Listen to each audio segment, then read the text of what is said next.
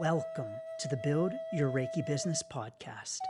I'm Christian of Standing Stones Healing, founder of the Reiki Business Collective and creator of the Build Your Reiki Business program, sending blessings and best wishes to your Reiki business.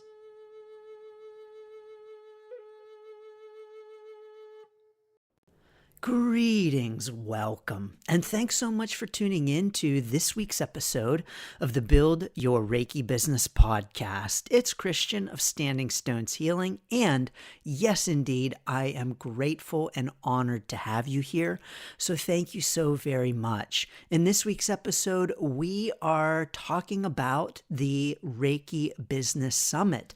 I'm wrapping up the Reiki Business Summit, sharing with you some lessons learned, taking you behind the scenes and offering you encouragement on some of the things that I learned from the experience of hosting the world's first live online Reiki Business Summit. So if you were able to join us for the summit, thank you so very much. We had some great feedback about the summit.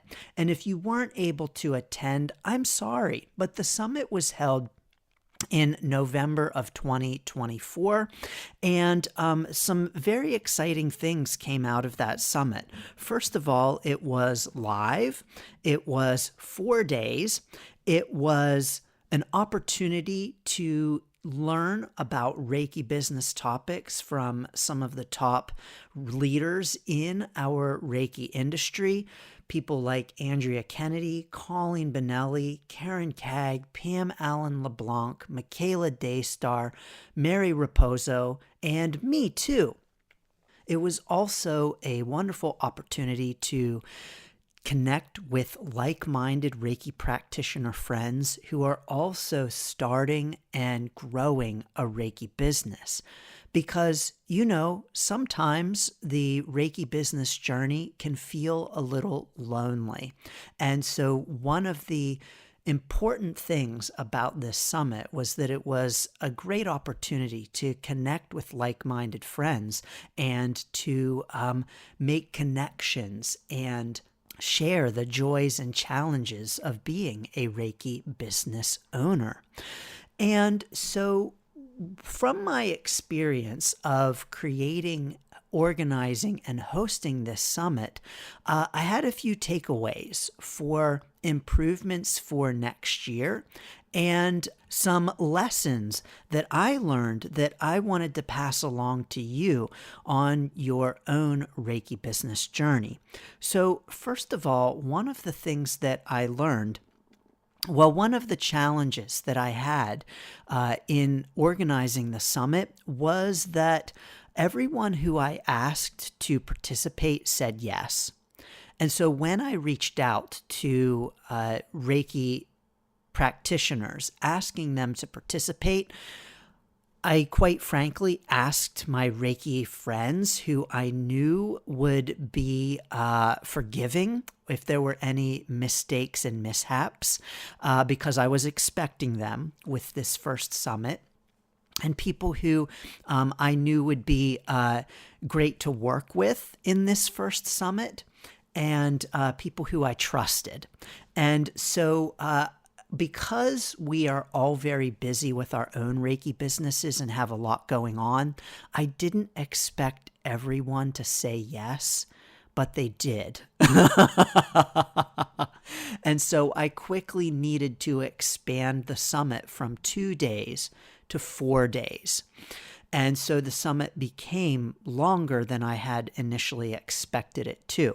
Now, on the feedback from the summit, I did send out an anonymous survey to summit registrants who could provide feedback on their summit experience. I like to offer anonymous surveys for classes because it gives me an idea of what people really thought of the course without them having to reveal who they are. And one of the challenges of doing anonymous surveys is that if you want to use feedback, if you want to have quotes to use on your website to promote the event, the course, the summit. You don't have specific names to go along with it. That's a challenge because some might look at those quotes and be like, those are fake, those aren't real, which, by the way, it's actually illegal to use fake quotes and fake feedback and testimonials, fake reviews. It's actually illegal. Just FYI, you're not allowed to do that. But some might look at those and say, those aren't really real. So that's a drawback of using anonymous feedback in promotions. But one of the things I like about it is that you know that it's real and you know that it's authentic because you can give your feedback and I don't know who you are.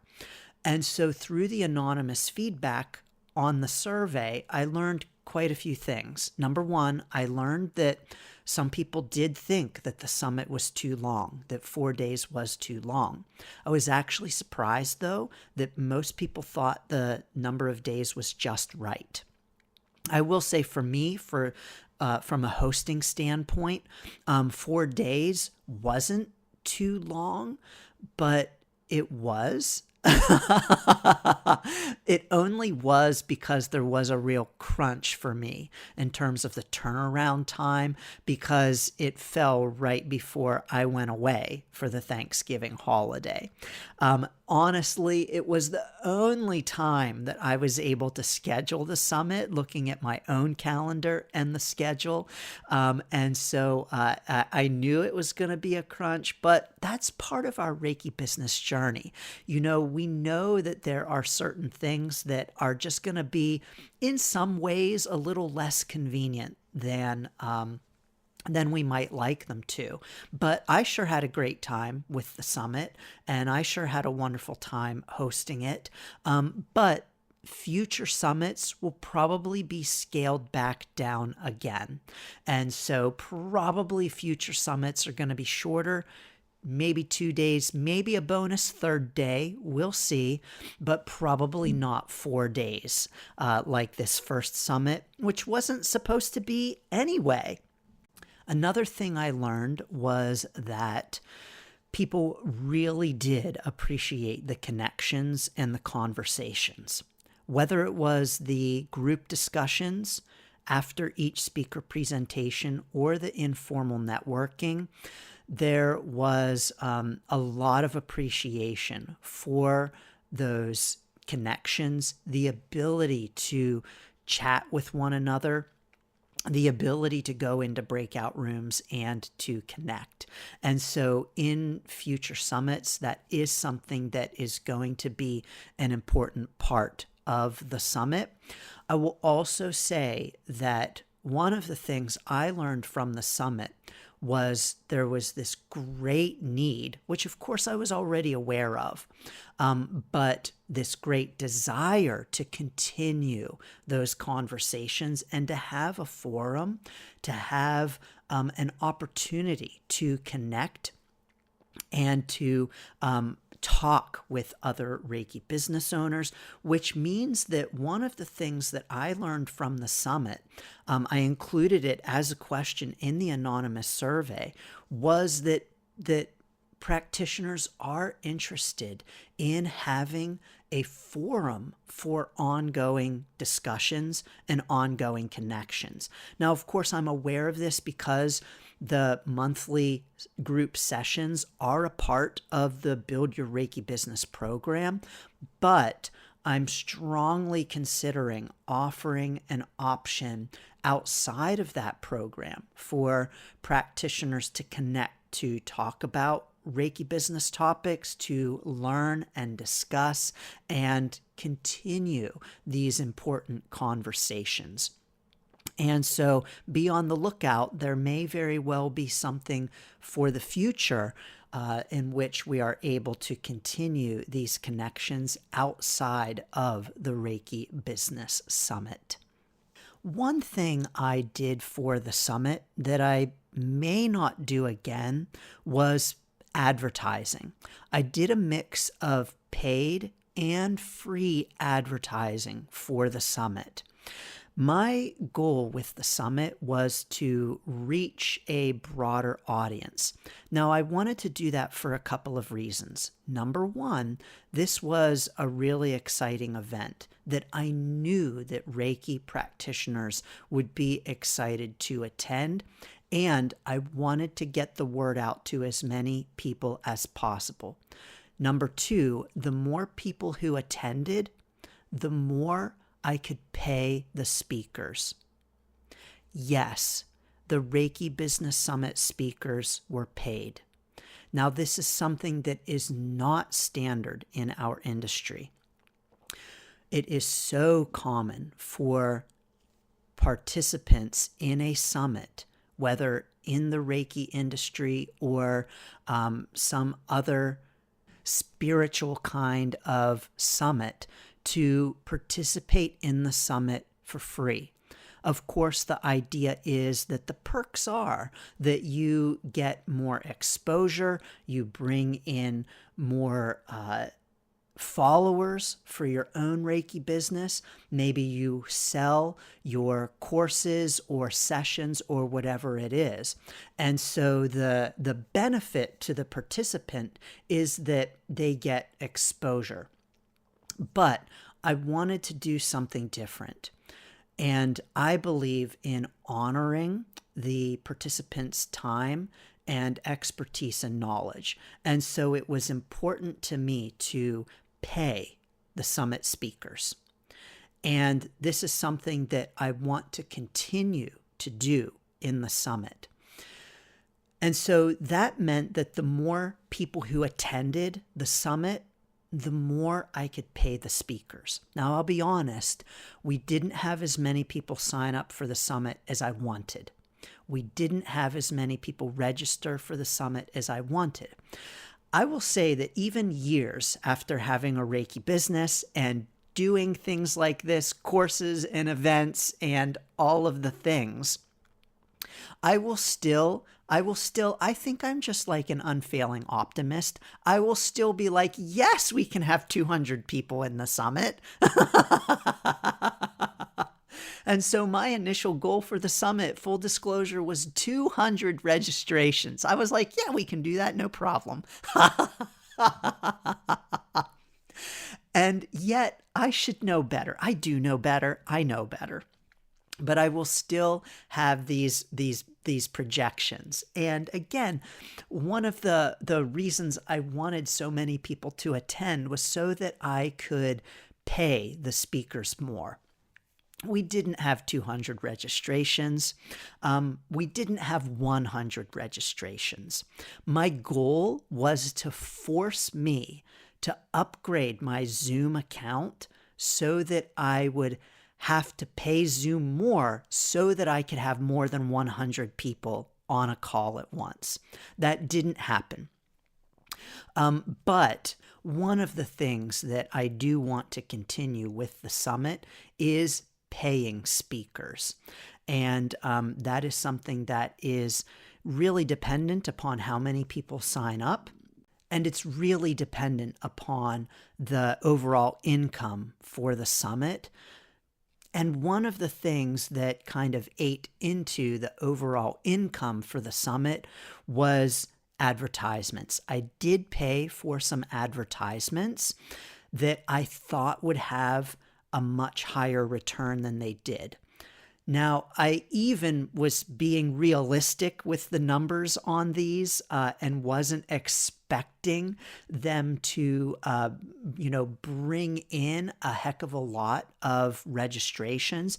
I was really only looking at the ads to break even and to increase exposure for the summit and to start to really get the word out about it because it was the first summit. But I was really disappointed to find that the advertising simply did not pan out and that the return was way below the investment. Now, this even includes unpaid advertising. So I did a mix of paid and unpaid ads. And I will say that even the unpaid advertisements had a very low rate of return.